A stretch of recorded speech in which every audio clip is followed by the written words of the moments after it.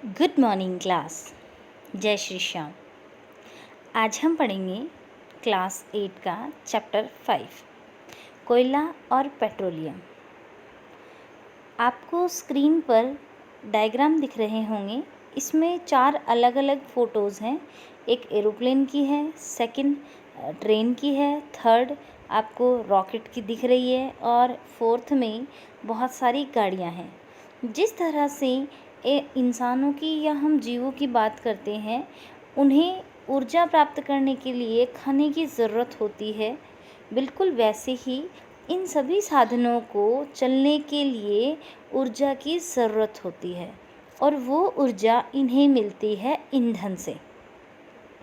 अब ईंधन के रूप में कोयला, पेट्रोल, केरोसिन, हाइड्रोजन गैस हम बात करें तो इनमें ईंधन के रूप में इन सब का उपयोग किया जाता है। इन सब को चलाने के लिए, जैसे हम खाना खाते हैं, क्यों? ताकि हमें ऊर्जा मिले और हम जितने भी क्रियाएं हैं वो हमारे शरीर के द्वारा कर सके। अब हम बात करते हैं प्राकृतिक संसाधनों की। प्राकृतिक संसाधन क्या होते हैं? तो मैं आपको बताऊं कि प्रकृति से प्राप्त होने वाले पदार्थ जो प्रत्यक्ष या परोक्ष रूप से मानव जीवन के लिए ज़रूरी होते हैं, यानी प्रकृति से मिलने वाले ऐसे पदार्थ जो प्रत्यक्ष रूप से या परोक्ष रूप से हमारे लिए आवश्यक होते हैं, इन पदार्थों को हम कहते हैं संसाधन। क्योंकि ये हमें प्रकृति से मिलते हैं, इसीलिए इन्हें कहते हैं प्राकृतिक संसाधन। वह पदार्थ जो हमें प्रकृति से मिले हैं, ये बहुत ही मूल्यवान हैं। तो संसाधन का मतलब होता है ऐसे पदार्थ जो कि हमारे लिए उपयोगी होते हैं, हमारे काम आते हैं, चाहे वो प्रत्यक्ष रूप से हो चाहे वो परोक्ष रूप से हो। इन पदार्थों को हम संसाधन कहते हैं। तो प्रकृति से प्राप्त होने वाले संसाधनों को, पदार्थों को प्राकृतिक संसाधन कहते हैं। पृथ्वी आपको दिख रही होगी। इसमें पृथ्वी से हमें क्या मिलता है? कोयला, वायु, कई सारी चीज़ें मिलती हैं। हम प्राकृतिक संसाधनों की बात करें तो प्राकृतिक संसाधन 2 तरह के होते हैं। एक तो होता है अक्षय प्राकृतिक संसाधन और दूसरा होता है समाप्त होने वाले संसाधन। दोनों के बारे में मैं आपको बता दूं। अक्षय प्राकृतिक संसाधन ऐसे संसाधन जिनका हम कितना भी उपयोग करें वो कभी ख़त्म नहीं होंगे, और समाप्त होने वाले प्राकृतिक संसाधन जिनका कितना भी उपयोग करें वो समाप्त हो जाएंगे।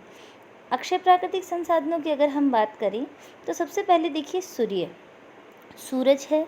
सूरज की रोशनी हमें मिलती है, सूरज का जो प्रकाश है वो हमें मिलता है।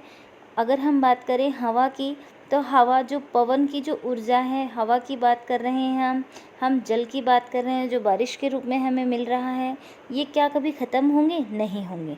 कितना भी उपयोग करें ये ख़त्म नहीं होंगे। अब हम बात करते हैं समाप्त होने वाले प्राकृतिक संसाधनों की। अगर हम कोयले की बात करें, कोयले की जो खानें हैं उनसे कोयला प्राप्त होता है। पेट्रोल की अगर हम बात करें, डीजल की बात करते हैं, तो ये हमें प्राप्त होता है, ये प्राकृतिक संसाधन ही है। लेकिन अगर हम इनका बहुत ज़्यादा उपयोग करेंगे तो आने वाले समय में ये समाप्त हो जाएंगे। तो प्राकृतिक संसाधन है, उनको 2 भागों में बांटा है।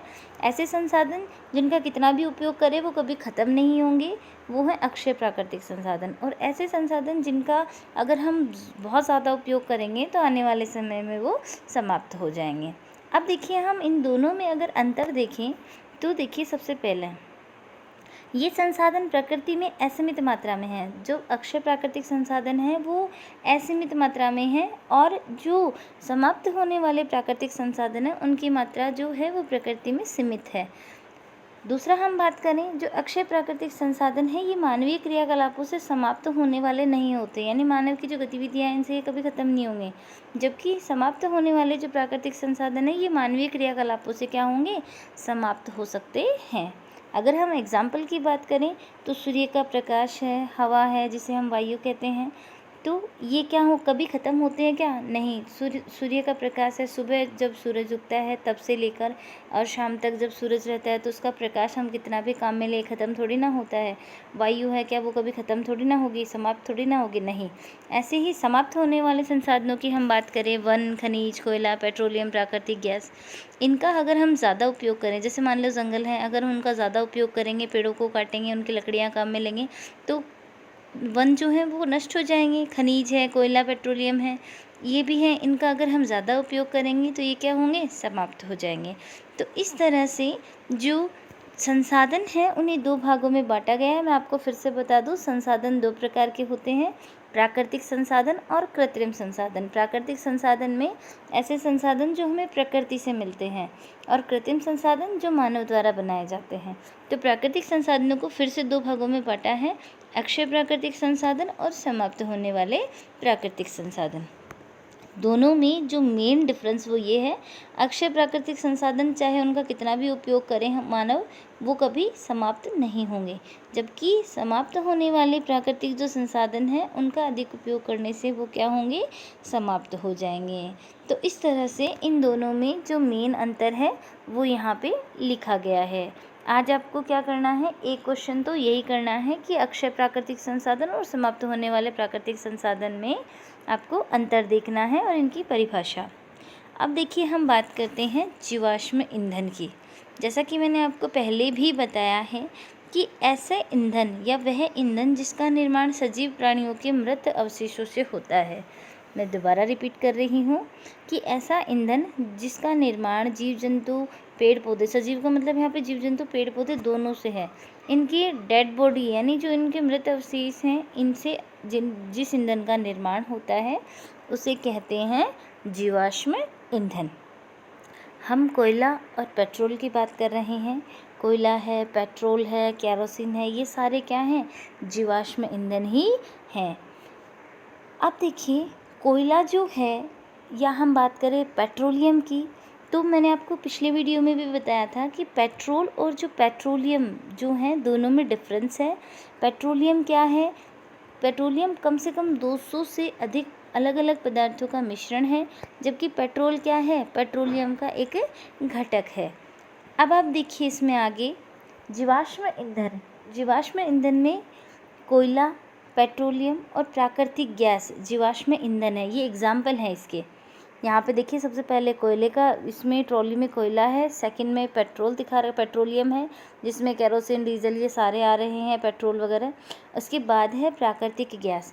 तो ये सारे के सारे क्या हैं, ये सभी हैं जीवाश्म ईंधन। यानी ये तीनों ही किससे प्राप्त होते हैं, ये तीनों प्राप्त होते हैं जीव जंतुओं के अवशेषों से, सजीवों के अवशेषों से। तो सजीवों में पेड़ पौधे, जीव जंतु दोनों आते हैं। अब मैं आपको बता दूं कि जो जीवाश्म ईंधन है इनको बनने में बहुत सालों का समय लग जाता है, लाखों वर्ष का समय लग जाता है। जीवाश्म ईंधन समाप्त होने वाले संसाधन है, जैसा कि हमने पहले पढ़ा था कि अगर हम इनका ज़्यादा उपयोग करेंगे तो आने वाले समय में ये समाप्त हो जाएंगे और ख़त्म हो जाएंगे। तो ये समाप्त होने वाले प्राकृतिक संसाधन हैं। जीवाश्म ईंधनों की अगर हम बात करें तो सबसे पहले देखिए कोयला। कोयले की हम बात करते हैं। कोयला जो है वो जीव जंतुओं के अवशेषों, पादपों के अवशेषों से बना होता है। यह काले रंग का और कठोर होता है। कोयले की विशेषताएं बता रही हूँ मैं आपको। कोयला जो होता है वो, उसका कलर जो है वो ब्लैक होता है और ये हार्ड होता है, कठोर होता है। लाखों वर्ष तक लकड़ी या जीव उच्च दाब और उच्च ताप पर ज़मीन के अंदर रहते हैं तो वो कोयले में बदल जाते हैं। तो कोयला बनता कैसे है, जो पेड़ पौधे, जीव जंतु की हम बात कर रहे हैं, ये लाखों सालों तक ज़मीन के नीचे क्या होगा, तापमान बहुत ज़्यादा होता है और दाब भी क्या होता है, बहुत ज़्यादा होता है। तो लाखों साल जब जीव या कोई हम लकड़ी की बात करें, ज़मीन के अंदर उच्च ताप उच्च दाब पर जब वो रहते हैं तो वो कोयले में बदल जाते हैं। तो इस तरह से जो मृत वनस्पति होती है, पेड़ पौधों की बात कर रहे हैं, तो जो मृत वनस्पति होती है उसका धीरे प्रक्रम के द्वारा कोयले में बदलना जो है, इसे कार्बनीकरण कहते हैं। रिपीट कर रही हूँ मैं, धीमे प्रक्रम के द्वारा मृत वनस्पति का कोयले में बदलना कार्बनीकरण कहलाता है। अब देखिए वायु के अंदर गर्म करने पर कोयला जो होता है वो जलता है। जब कोयले को हम जलाते हैं तो उसके चारों तरफ वायु होती है, ऑक्सीजन गैस होती है जिसकी उपस्थिति में जलता है, और जब इसको जलाया जाता है तो मुख्य रूप से कार्बन डाइऑक्साइड गैस जो होती है बनती है। यह आप सबको ध्यान है कि कोयले को जब जलाते हैं या कार्बन को जब जलाया जाता है, कोयले में कार्बन होता है और जब इसे जलाया जाता है तो ये कार्बन डाइऑक्साइड गैस से उत्पन्न करता है। अब देखिए कोयला बनता कैसे है। लाखों वर्ष तक लकड़ी या जीव उच्च ताप और उच्च ताप पर ज़मीन के अंदर रहते हैं तो वो कोयले में बदल जाते हैं। यहाँ पे आपको पेड़ पौधे दिख रहे हैं, बीच में देखिए ये जो पेड़ पौधे होते हैं ये जब नष्ट हो जाते हैं तो इनके ऊपर धीरे धीरे मिट्टी आने लग जाती है। यानी जो जंगल होते हैं वो नष्ट हो जाते हैं, जीव जंतु है वो नष्ट हो जाते हैं, उनके ऊपर धीरे धीरे मिट्टी की परत आने लग जाती है और वो धीरे धीरे गहराई में जाते रहते हैं।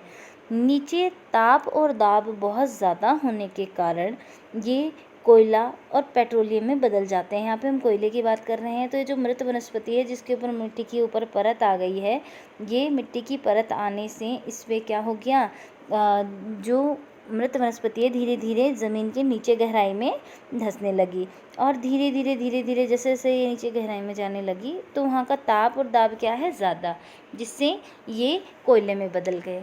अब हम बात करते हैं कि जो कोयला है, कोयले से प्राप्त उत्पाद और क्या क्या हैं। कोयले के साथ और कौन कौन से उत्पाद मिलते हैं, तो सबसे पहला आता है कोक, कोलतार और कोयला गैस। ये 3 चीज़ें, कोलतार जिसे डामर कहा जाता है। ध्यान रखें, कोयले के प्राप्त उत्पाद कौन कौन से हैं, कोक, कोलतार, कोयला गैस। अब इसमें देखिए कोक जो होता है ये कठोर होता है और काले रंग का होता है, ये कार्बन का शुद्ध रूप है। ध्यान रखें, कोक जिसे सामान्य भाषा में कोयला कहते हैं, ये कठोर होता है, काला होता है और कार्बन का शुद्ध रूप है। कोलतार की हम बात करें, ये एक अप्रिय गंध वाला काला गाढ़ा द्रव है। अप्रिय मतलब जिसकी गंध बिल्कुल पसंद नहीं होती। इसका उपयोग किया जाता है डामर सड़क बनाने के अंदर, और कोयले का उपयोग ईंधन के रूप में किया जाता है। हम कोयला गैस की बात करें, कोयले के प्रक्रमण द्वारा कोक बनाते समय कोयला गैस प्राप्त होती है और इसका उपयोग किया जाता है ईंधन के रूप में। तो ध्यान रखें, कोयले के जो उत्पाद, कोयले से प्राप्त जो उत्पाद हैं वो ये 3 हैं, कोक, कोलतार, कोयला गैस। कोक क्या होता है, कोयला जो कि कठोर होता है। कोलतार क्या है, लिक्विड है, द्रव अवस्था में होता है। और कोयला गैस क्या है, ये गैस है। ठीक है, तो कोक का उपयोग जो है वो भी ईंधन के रूप में किया जाता है, कोलतार का उपयोग सड़क बनाने में किया जाता है और कोयला गैस का उपयोग ईंधन के रूप में करते हैं। अगर हम इन तीनों